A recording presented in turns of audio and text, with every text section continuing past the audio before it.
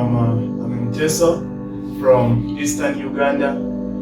I come from a family that we are 7 children. My dad is from Teso, then my mom is Omorio from Western, that is in Barara district. I never grew up with my mom. Up to now, we have never met, and I don't know where she is. So I grew up with my dad. Then my dad also got another woman. She's now a stepmom. When my dad joined the army, so that's where we went to Nakasongola. That's where we grew up. We lived there how many, like 12 years. So in that place we have been. That is a community whereby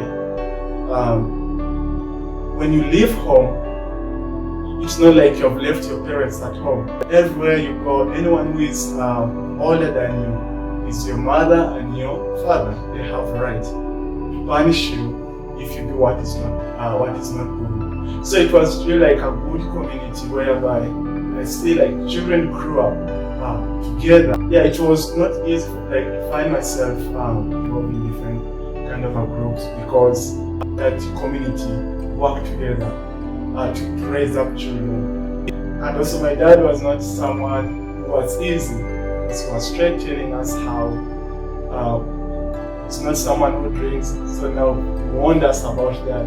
So that also gets stuck into our mind as children when we're growing up. When I do this, when my dad finds out, things will not go well. So when I got done with my primary education, that was P7 level, I told my dad I want to go to Kampala, so I can also find something that I can be doing. So yeah, he accepted. Motorbike became so that's why I started learning, and that's why I was getting some little money just for survival. And by the time I used from work, I used to go home staying with the mom. So things also now started changing. Like now the relationship with my stepmom didn't go well. I feel like we reached a point whereby there was a separation between me and my dad just because I was the mom. So that was it affected me. And that was my reason why I ended up leaving home. But let me just go, I can't be here at home, suffering like this, and always being accused of what I've not yet done. So I just decided to leave home, started living in the street. So one time I got some groups. There's a place called Katanga and Kamocha. So in those, I had a group that I joined, started putting myself in. So I had like kind of bitterness towards my parents. So it was almost pushing me to start having marijuana or alcohol. So let me just do this. I swore, let me do this because it's going to hurt me. But then later I thought about it that me drinking or having marijuana or what, I'm not going to affect. It's not going to affect their life. It's affecting them. So that stopped me from taking that step. And I started just having these people, these groups here, to help me, especially at night. Because at night I have nowhere to sleep, so you're just moving up. I was just moving up and down, just for protection. When I meet those gangs at night, they can at least help me, maybe not attack me. The time that I was here in Kampala, I got close to one of the friends. He was called Joseph.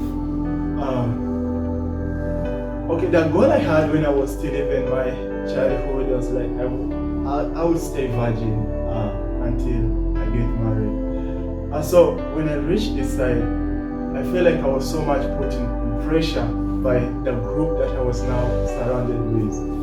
And one is I was so open with my life with these people all I was like someone who was so proud with being a virgin. And that's where the pressure started coming from. This life is short, you're going to be there, you're going to die without even knowing this. So that was a pressure I started getting from the friends. And yeah, I was not also someone who was like approaching like women. It was also not something easy for me, something hard. Now, these friends, I had now two of them. So now these two friends of mine, always in the evenings, they used to go to buy prostitutes. And so that's when they came like, so why don't we go? And they also go and buy. One's not like, for that time it was like 5,000. That's not a lot of money. So, and I feel like they conquered me, like I accepted now their words. I told them, no, I don't have money. Like, don't worry, we are going to pay for it. I broke down it with a prostitute. So that's what happened. Then the following day they asked me, Solomon, how did it? Should we go back again? I'm like, oh yes, go. So I went again for that second time. So that's where that's how I was now like involving myself in a bad groups. Then while all these things was going on, I met also another guy who was called Maybe. He used to spend most of his time at internet cafe, so I got also connected to him. So the little money that I was having, I was getting in mechanic. We started going to the cafe, internet cafe, almost 1 and 2 hours. That's what we used to spend there. So just one day we went. I was seated near him. So he was watching pornography. So when I checked, I looked at, I felt also I wanted it. I'm like, hey, can you give me a code about how should I also type this inside here? So that's when I started also involving myself in pornography. And we used to spend almost like 2 and 3 hours in that watching. There was nothing that used to take us to that internet cafe apart from just spending hours. So I'm just going to share a little bit how I felt so addicted. Like I reached in a point where I used not even to fear people. I can watch anywhere or people are there or not there. Because like I was so much addicted, like think deep in it. I wasn't shy of that anymore. So it was, I can say that it's one of the things that was destroying me. If I'm to look into my life, that was a serious one in my life. So, say from that time, in 2014, that's the time my dad told me to go to the village because the people wanted to see me. We spent it was many years without going home. So reaching home, I went there in the village. I stayed there for, it was like also 3 years that time in a village. So also the life wasn't easy because I was not used with digging, and that made me to push me again. I went to, there's a home where my grandmother was born. It's in Soroti. So, and it's now a town. So that's where I went, started looking for what to do there in Soroti. I joined washing there. That's washing cars.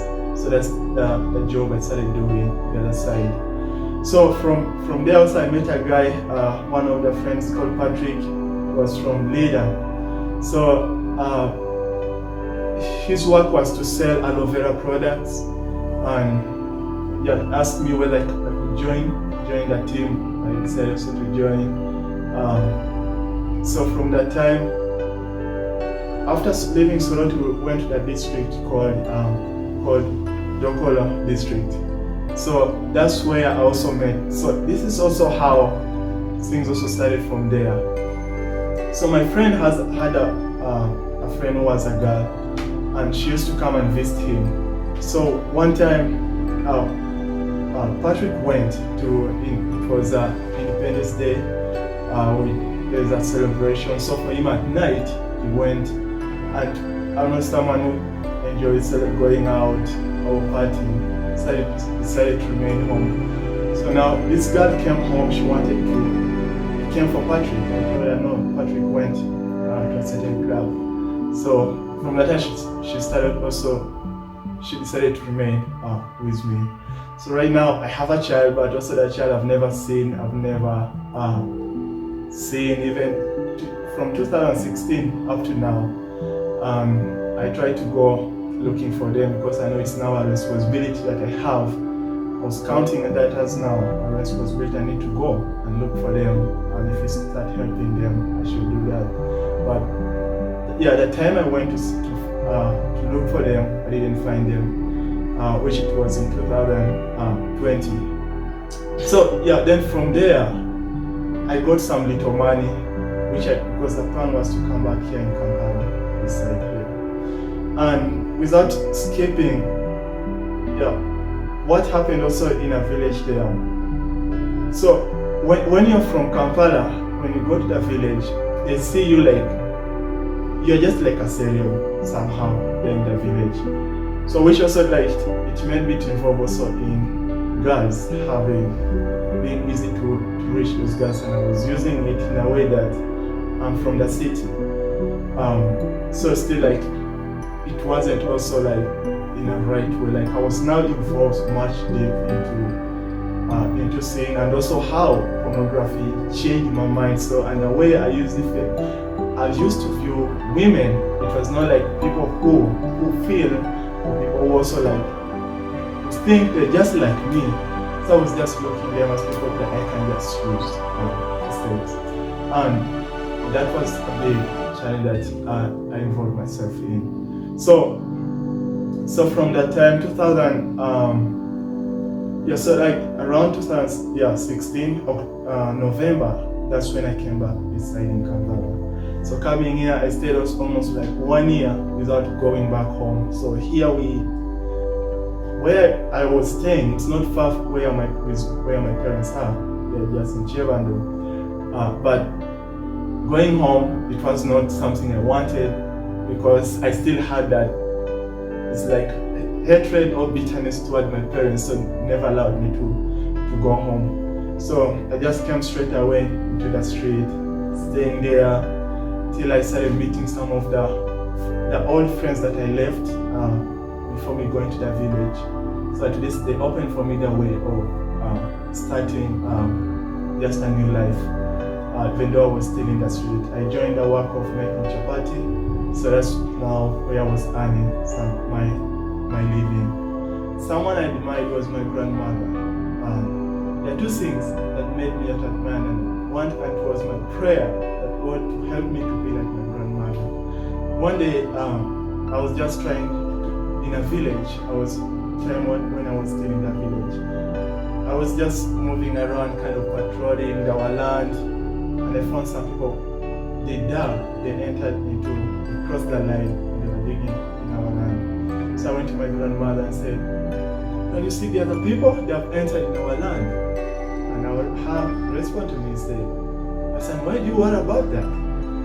You are going to die, and they're just going to dig just a small hole there for you. So you're not, and these things you're going to live."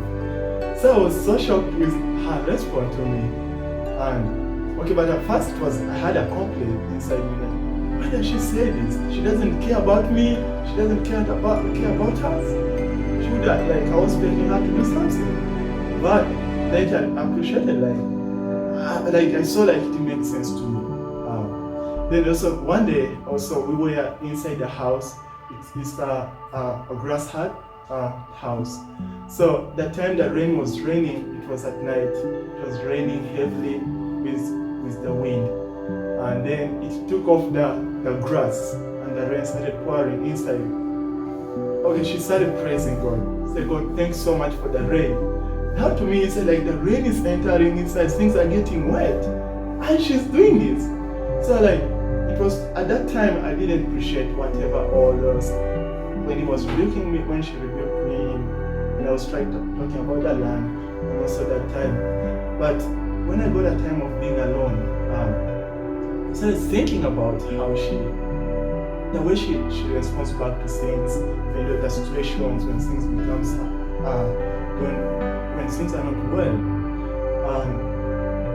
She's someone that I admired and said, "God, help me to be like my grandmother." So I think it also put me into that, started encouraging me. Like I felt like I wanted now to also like to give, to surrender my life to God, but it wasn't easy for me.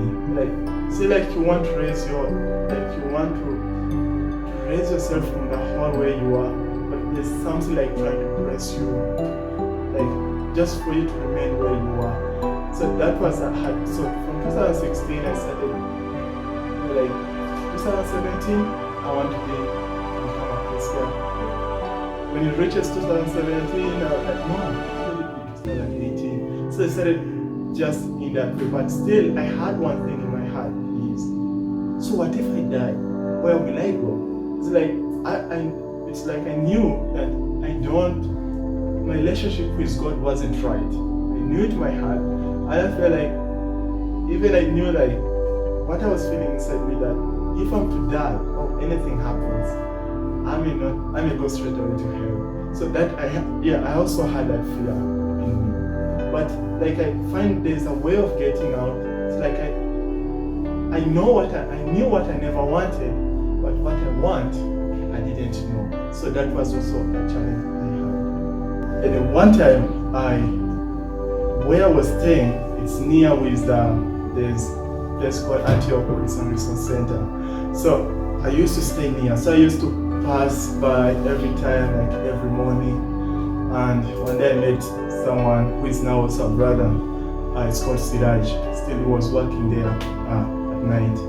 So in the morning I met him, I asked him what is happening there. And he told me there's Bible study, creation to new creation, which is from Genesis to Revelation, how they bring just to make a book one. And so still I had that fear of entering into the place.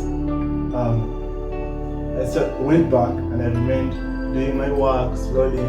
So one time Shanton he was someone who was doing a class of creation to new creation. He was a teacher.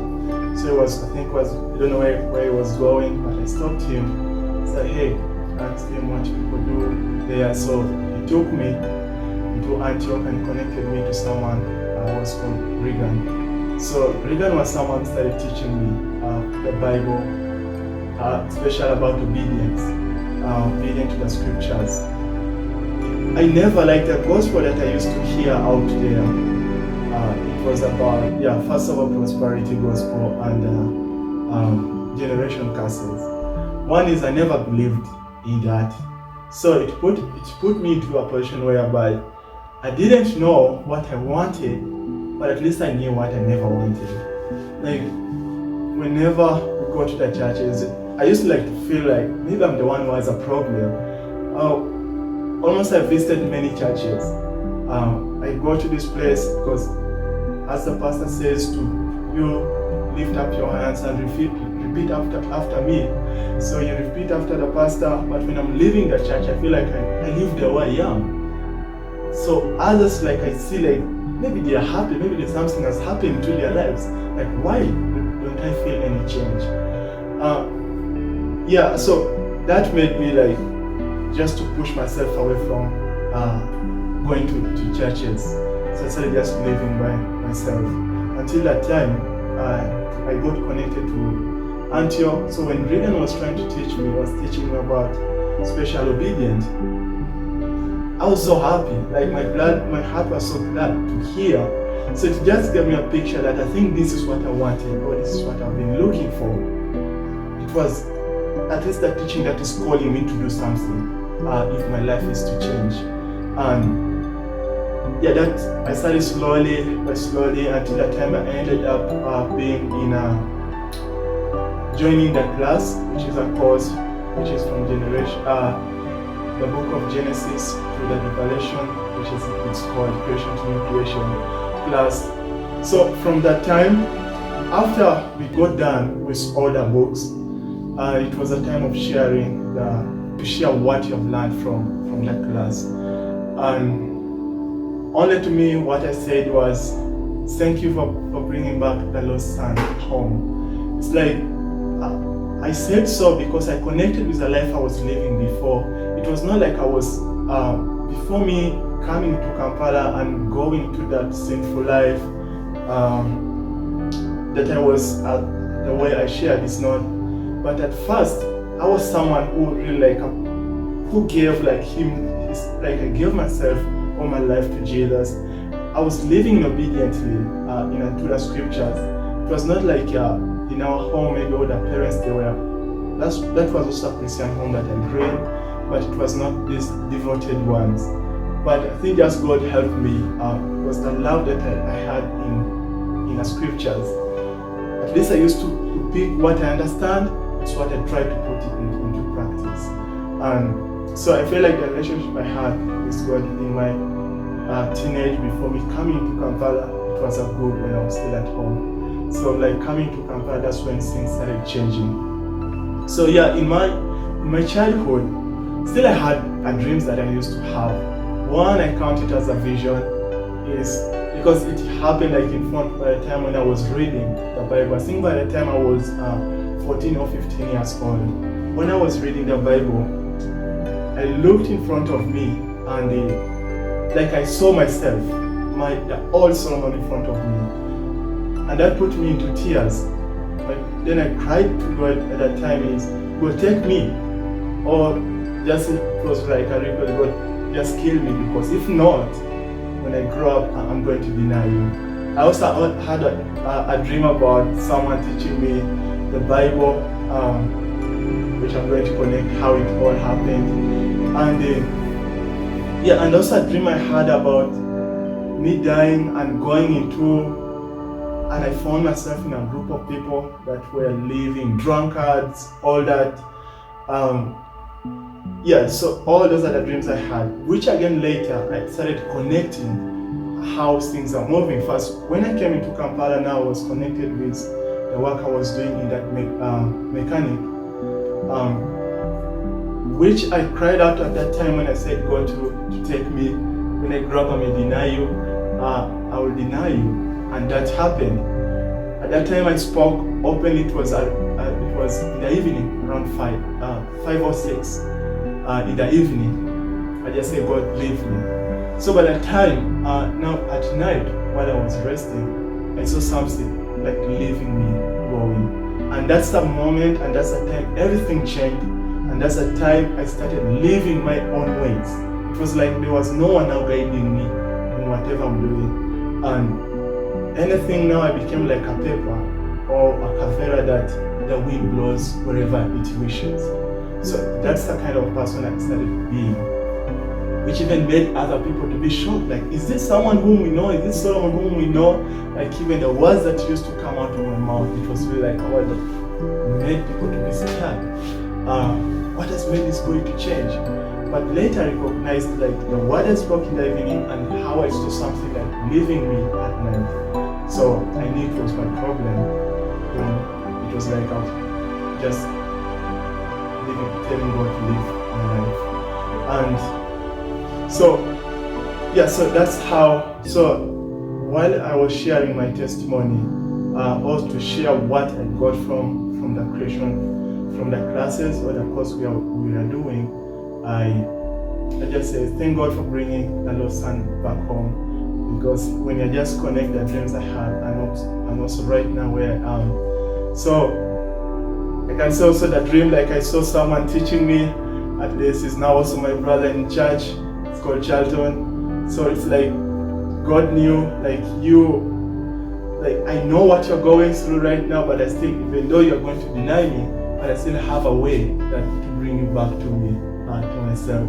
So which is good to me that even though at that time I didn't know what all of those dreams were all about, but later, me dying and going into living with people who are drunkard, sexual or immoral, or people like that, which again I connected with my baptism, which after me understanding what baptism is all about, me raising up, because in that dream I saw myself again raising, coming back into life, which I connected with that dream, with what happened into my baptism.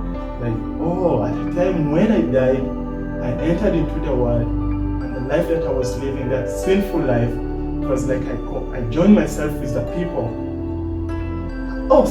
should I use the word of people who are not living the right life.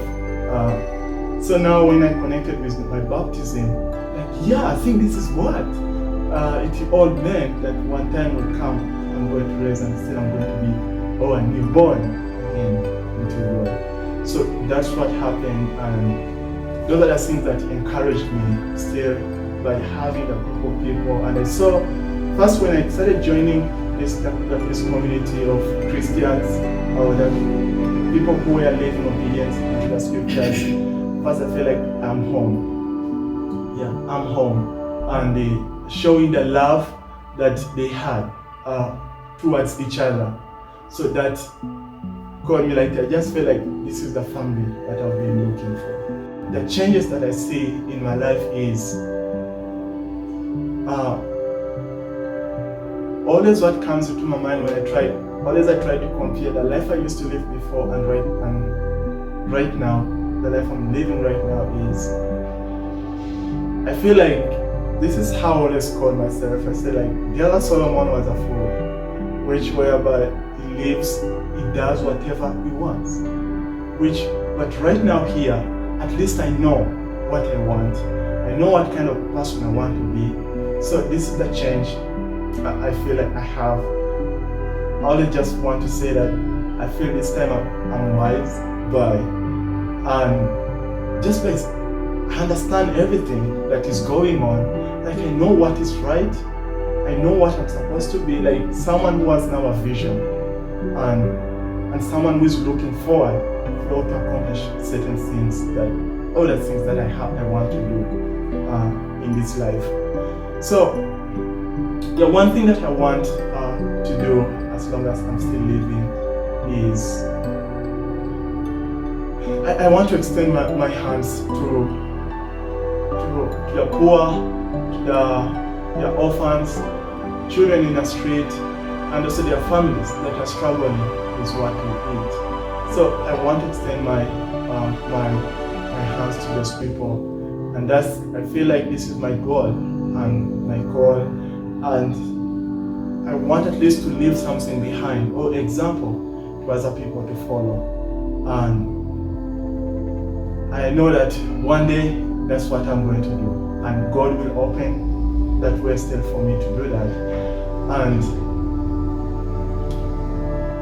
I have nothing much that and my desire but this is the main one, is I want to continue to maintain the relationship that I have with God and to continue being obedient to His scriptures, because if it wasn't because of Him, then my life wouldn't have been changed. I was going to still maybe to remain as a sinner and someone rebellious toward God. But I'm so happy for everything that God is doing, and also connecting me into the family, the family of God, and being in a community of people who love each other. And that also pushes me. I need also to be like those people, that we get along, get together with one another. So that's my life, and that's how I'm also seeing how my future would look like, and also seeing the example that I want to leave behind in the